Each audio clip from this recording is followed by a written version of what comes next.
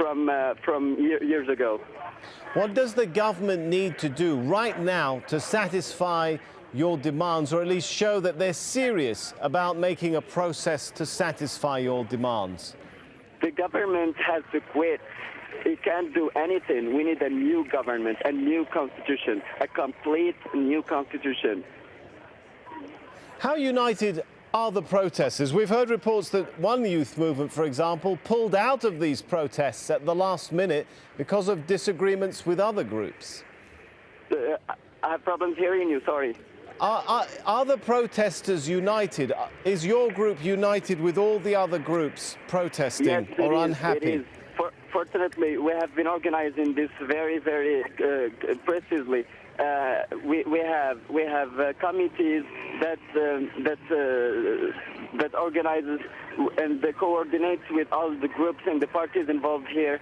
And fortunately, the people have been responding positively because when you tell them to stop slogan that we're not reivindicating or demanding, they've been responding for now very peacefully and positively, yes. All right, Montasser Drisi, thanks for that. Yes, thank you. And people have come out in protest in Djibouti as well. This video was posted online showing marches in the East African nation. Hundreds called on President Ismail Omar Guelleh to quit after 12 years in power. Well, Afghan medical officials say at least 40 people are now known to have been killed in Saturday's suicide attack, making it the worst for 8 months. The Taliban says one of its bombers blew himself up at Kabul Bank in Jalalabad. 73 more people have been injured. The bomber targeted intelligence and security workers collecting their salaries. Meanwhile, the governor in eastern Kunar province says recent attacks by US-led NATO forces have killed 64 people, including 20 women and 29 children. Dozens more wounded are being treated in a hospital in Asadabad. NATO says it's investigating reports that 7 civilians were injured in those military operations. Meanwhile, the former head of Afghanistan's intelligence agency has cast doubt over President Hamid Karzai's plan to bring about stability in the country. Speaking to AlJazeera, Amrullah Saleh says President Karzai is making secret deals with the Taliban. Zaina Khoda reports. He fought the Taliban when he was the head of Afghanistan's intelligence agency for 6 years. He is still fighting the movement even after leaving office. But now it is on the political front. Amrullah Saleh has begun what he calls a grassroots movement. The former spy chief is reaching out, not only to those in his community, the Tajiks, but other ethnic groups as well. It is about trying to forge unity in a polarized country, he says. One of the divisive factors, Karzai's peace overtures to the Taliban, which Saleh described as a recipe for war. And if they win through the script of democracy, they should be given a space to govern. But we should not make a deal. The deal is dangerous and it will lead us to another civil strife. The fear here is the Afghan government is desperate to strike any deal with the Taliban and other groups, and they are doing so behind closed doors. Saleh wouldn't be more specific about the alleged deals, but said many Afghans are worried. My message to President Karzai is very simple.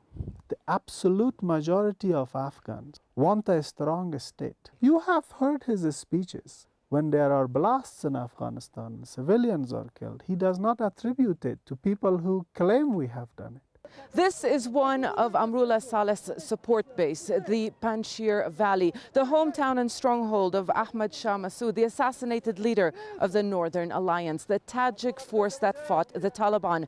Amrullah Saleh was his close aide. It's still not clear how much support Saleh has and whether it does come from across the ethnic divide, but he is optimistic. So we will not remain grassroots forever. This is one day going to be a national level political movement. National movement, that may be difficult. Ethnic groups vie for political power, which in the past has led to bloody conflicts. But Saleh says that is his goal, because there are two paths. Afghanistan could either become further polarized or united. Zaina Khoda, AlJazeera, Panjshir Valley.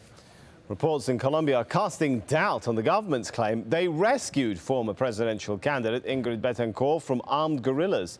Colombian radio says it's seen a U.S. diplomatic cable from WikiLeaks. It apparently says a leader of the FARC armed group discussed releasing Betancourt if he was allowed to go to France. Mexico's President Felipe Calderón says he's sending more troops to fight drug cartels in the north. 4 new battalions will go to the border region. The north's key drug smuggling routes into the U.S. have seen significant violence between security forces and criminal gangs. More than 34,000 people have died in drug-related violence since 2006. And staying in Mexico, one of the most violent states. The northeast border and this entire region devastated by criminals without remorse. Wasn't written and there. Due to the irresponsible actions of criminals from several groups, I announced that I have ordered 4 additional army battalions to this region with the aim of backing up the work of the armed forces. Well, staying in Mexico, one of the most violent states for decades has been Guerrero in the southwest, where the army fought a long battle with guerrilla groups. But now, in a remote highland region, villagers have established a system of local policing. Mariana Sanchez traveled there to find out more. An eventful day in Jolochitan, a tiny village in the highlands of the state of Guerrero. Dozens of prisoners were paraded under the watchful eyes of villagers. These alleged criminals are facing justice at the hands of the people. There is no other solution for you. Respect, obey, and you will get a certificate for good conduct. That will serve you as your lawyer. The detainees are facing charges from robbery to murder, some carrying sentences of up to 20 years. They were taken into custody by these men. They're known as the community police. They've been patrolling some 60 communities in these highlands for 15 years. They're unpaid village members, poorly armed.